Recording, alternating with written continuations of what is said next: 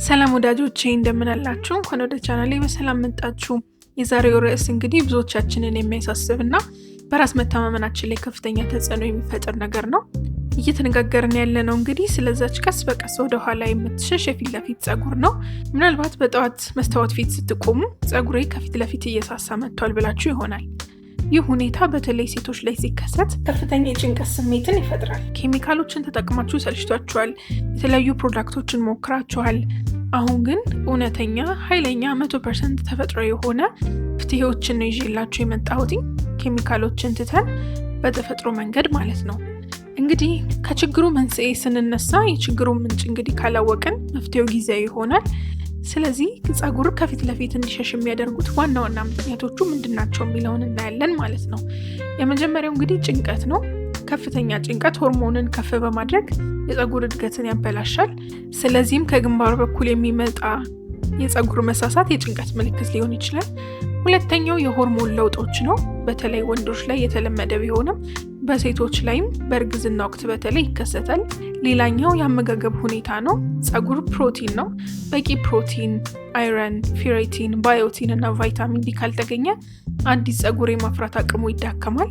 ነገር ግን እዚህ ጋር ጥንቃቄ እንድታደርጉ የምፈልገው አንድ ነገር ማንኛውንም ምግብ ከመመገባችሁና አብዝታችሁ ከመውሰዳችሁ በፊት ፕሮቲንም ሊሆን ይችላል፣ አይረንም ሊሆን ይችላል፣ ምናልባት ተጓዳኝ ህመም ካለባችሁ ከዛ ጋር ይሄዳል አይሄድም የሚለውን ቼክ አድርጋችሁ የጤና ባለሙያ አማክራችሁ እንጂ እንዲሁ ዝም ብላችሁ እየተመገባችሁ የጎንዮሽ ጉዳት ወይም ሌላ ችግር እንዳያመጣ እንድትጠነቀቁ ፈልጋለሁኝ።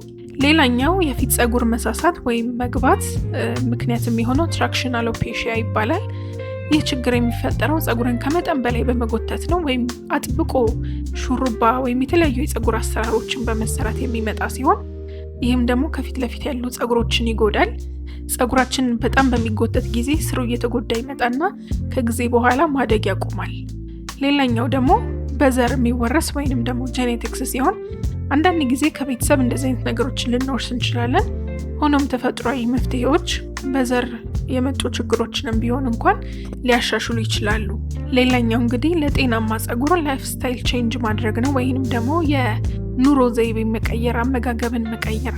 ለምሳሌ ተመጣጣነ ምግብ መመገብ፣ እንቁላል፣ አሳ፣ ዶሮ፣ የባቄላ ምርቶችን፣ የፕሮቲን ምንጮች የሆኑትን እንዲሁም የብረት ምንጮች የሆኑትን የተለያዩ ቅጠላ አትክልት፣ ቀይ ስጋ፣ ምስር የመሳሰሉትን ብትመገቡ የተሻለ የጸጉር ጤና ሊኖራችሁ ይችላል። ቅድም እንዳሳሰብኳችሁ እነዚህን ምግቦች ስትመገቡ የጎንዮሽ ጉዳት እንደሌላቸው ማወቅ አለባችሁ። በተለይም ተጓዳኝ ሕክምና ላይ ያላችሁ ሰዎች ከሆናችሁ ይህንን ነገር እንድትጠነቀቁ አሳስባለሁኝ።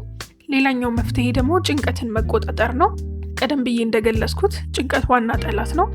በቀን ቢያንስ ለ15 ደቂቃ በረጅሙ መተንፈስ፣ ሜዲቴት ማድረግ ወይም ቀላል የአካል ብቃት እንቅስቃሴ ማድረግ የጭንቀት ሆርሞንን ስለሚቀንስ እነዚህ ነገሮች ተጠቀሙ። በተጨማሪም የውሃና የእንቅልፍ ጉዳይ ነው። ሰውነት ድርቀት ካጠቃ ወይም ደግሞ ዲሃይድሬሽን የውሃ እጥረት ካለ የጸጉር እድገት ይቆማል። ስለዚህም በቂ ውሃ መጠጣት ያስፈልገናል። ሌላው ጥራት ያለው እንቅልፍ ነው። ከ7 እስከ 8 ሰዓት በቀን ውስጥ መተኛት ያስፈልጋል። ሰውነት ራሱን እንዲጠግንና የጸጉር ዘሮችን እንዲያድስ እንቅልፍ ትልቅ ነገር ነው። በተለይም ደግሞ በምሽት ሲተኛ በብዛት ያድጋል። በፈጣን ሁኔታ በተፈጥሯዊ መንገድ መመለስ ከፈለጋችሁ ደግሞ እነዚህን ዝርዝሮች መጠቀም ትችላላችሁ። አንደኛው መፍትሄ የሮዝመሪ እና የካስተር ኦይል ድብልቅ ነው። በመጀመሪያ የሮዝመሪ ዘይት የደም ዝውውርን ያነቃቃል እና የጸጉር ዘሮችን ያድሳል።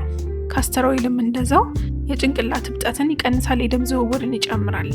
ስለዚህም ስታዘጋጁ 4 የሾርባ ማንኪያ ካስተር ኦይልን ከ5 እስከ 7 ጠብታ የሚሆን ንጹህ የሮዝመሪ አዘጋጅታችሁ እነዛን በመደባለቅ መጠቀም ትችላላችሁ። ይህንንም ሁል ጊዜ ማታ ከመተኛታችሁ በፊት የሸሸ ፊት ለፊት የቆዳችሁ ክፍል ላይ በጣታችሁ ቀስ ብላችሁ መቀባት ትችላላችሁ። ለ5 ደቂቃ ያክል በክብ እያደረጋችሁ ቆዳችሁን በደንብ እሹት።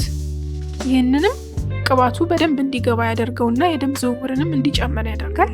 ከዛም ጠዋት ስትነሱ ለስላሳ ሻምፖ ወይንም ደግሞ አረፋ ባልበዛበት ሻምፖ መታጠብ ትችላላችሁ። ይህንን በሳምንት ቢያንስ 3-4 ጊዜ መደጋገም ያስፈልጋል። ሁለተኛው መፍትሄ ደግሞ የቀይ ሽንኩርትና የዝንጅብል ጭማቂ ነው። የሽንኩርት ጭማቂ የፀጉር መርገፍን በማከም ረገድ የቆየና ውጤታማ መፍትሄ ነው። በሰልፈር የበለጸገ በመሆኑ የፀጉርን ምርት የሚረዱ ኢንዛይሞችን ያነቃቃል። አዘገጃጀቱ ጭማቂውን ለማውጣት አንድ መካከለኛ የቀይ ሽንኩርትና ትንሽ ዝንጅብል ልጣችሁ በብሌንደር ወይም በመፍጫ ፍጩት። ከዛም በንጹህ ጨርቅ በመጠቀም ጭማቂውን ብቻ አጥልሉት። ይህ እንግዲህ የሸሻው የፀጉር መስመር ላይ ብቻ መቀባት ትችላላችሁ። ለ30 ደቂቃ ያክል አቆይታችሁ ታጠቡት። ቀዝቃዛ ውሃና ለስለስ ያለ ሻምፑ ወይንም አረፋ ያልበዛበት ሻምፑ ተጠቀሙ። በሳምንት 2 ጊዜ መጠቀም ደግሞ ይመከራል። ሌላኛው ሶስተኛው መፍትሄ ተልባ ነው። ተልባ በኦሜጋ ፋቲ አሲድ በተለይም ኦሜጋ 3 የበለጸገ ነው። ይህ ደግሞ እብጠትን ይቀንሳል፣ የጭንቅላት ቆዳን ያረጋጋል፣ እንዲሁም ለፀጉር የሚያስፈልገውን እርጥበት ይሰጣል። እንደ ተፈጥሮ ጄልም ያገለግላል። ስለዚህ ስታዘጋጁ 1/4 የሚሆን ኩባያ ሙሉ ተልባ በ2 ኩባያ ውሃ ውስጥ ጨምሩት። መካከለኛ ሙቀት ባለው ኤሌክትሪክ አብስሉት። መፍላት ሲጀምርና ውሃው ወደ ጄልነት ሲቀየር ማለትም ከ7 እስከ 10 ደቂቃ ጠብቃችሁት ከእሳት ላይ አንሱት።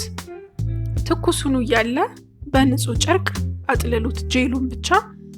ከዛም ጄሉ ሲቀዘቅዝ በየቀኑ ጠዋት ወይም ማታ የሸሻው ፀጉር ላይ እንደ ሎሽን መቀባት ነው። አንድ ጊዜም ብዙ ጄል ካዘጋጃችሁ ያዘጋጃችሁትን ጄል ፍሪጅ ውስጥ አስቀምጣችሁ ከ7 እስከ 10 ቀን ማቆየት ትችላላችሁ። አራተኛው መፍትሄ አብሽና የኮኮናት ወተት ነው። አብሽ በፕሮቲንና በኒኮቲኒክ አሲድ የበለጸገ ስለሆነ የሆርሞን ችግር በመቋቋም ይታወቃል።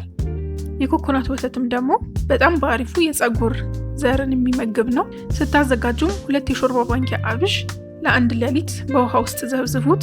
ጠዋት ላይ አብሹን አጥላችሁ በዛ ላይ ኮኮናት ውሃ በመጨመር አንድ ላይ ወፍራም እስኪሆን ድረስ በመፍጫ መፍጨት ነው።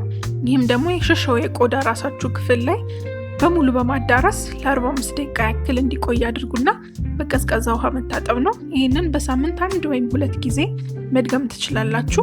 ስትጠቀሙ እንግዲህ ሁልጊዜም እንደምላችሁ በተፈጥሯዊ መንገድ የሚደረጉ ነገሮች ትንሽ ጊዜ መፍጀት ነገር ስላላቸው ያለ መሰላቸት በተከታታይ አድርጓቸው። ሌላኛው ደግሞ ስትቀቡ የግድ ማሳጅ ማድረግ አለባችሁ። ለ5 ደቂቃ ያክል እያሻችሁት መቀባት አለበት። ሌላኛው ደግሞ ፀጉራችሁ እየሸሸ የሚያስቸግራችሁ ከሆነ የሞቀ ውሃ ባትጠቀሙ ይመረጣል። ትኩስ ውሃ የራስን ቆዳ እንዲደርቅና ዘሮችን እንዳያክም ያደርጋል። ስለዚህ ሁል ጊዜ ፀጉርን በለስላሳ ብዙም ባልሞቀ ወይንም ደግሞ በቀዝቃዛ ውሃ ብትታጠቡ ይመረጣል።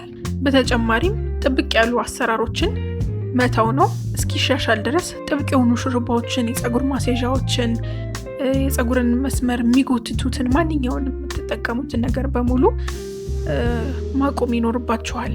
ታዲያ እንግዲህ ወዳጆቼ ከፊት ለሸሻ ፀጉር መፍትሄው በእጃችን ነው። በኬሚካል አይደለም፣ በተለያዩ የፋብሪካ ምርቶች አይደለም። በተፈጥሯዊ መንገድ የራሳችሁን ነገር በራሳችሁ ማስተካከል ትችላላችሁ። ተፈጥሯዊ ውህዶችን መጠቀም በትክክል የሸሻውን ፀጉር ይመልሳል። ከላይ የዘረዘርኳቸውን መፍትሄዎች ሁሉንም በአንድ ጊዜ መሞከር የለባችሁ። ከ2 ወይም ከ3 አንዱ መርጣችሁ ለ3 ወራት ያክል በቋሚነት ተጠቀሙ እና ውጤቱን ይዩት። በአስተያየት መስጫው ላይ የሸሸ ፀጉርን ለመመለስ የሞከራችሁት ሌላ ተፈጥሯዊ ዘዴ ካለ አጋሩኝ። ቪዲዮ ከተመቻችሁ ላይክ አድርጉ። ሰብስክራይብ ያላደረጋችሁ ደግሞ አሁኑኑ ሰብስክራይብ በማድረግ ቤተሰብ ሁኑ። በሌላ ቪዲዮ እስከምንገናኝ ድረስ ቻው።